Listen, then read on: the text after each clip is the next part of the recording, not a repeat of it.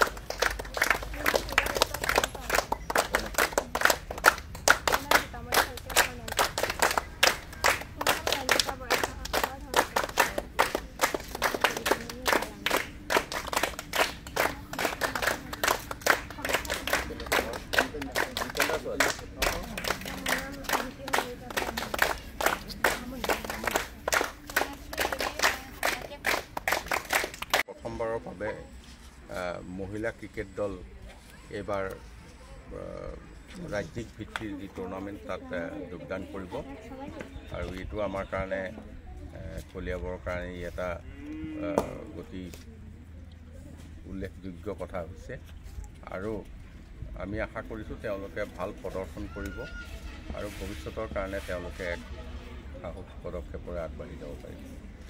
ষ্টেডিয়ামখন বানপানী হোৱাৰ বাবে আমি আজি প্ৰেক্টিছ ষ্টাৰ্ট কৰিব পৰা নাই।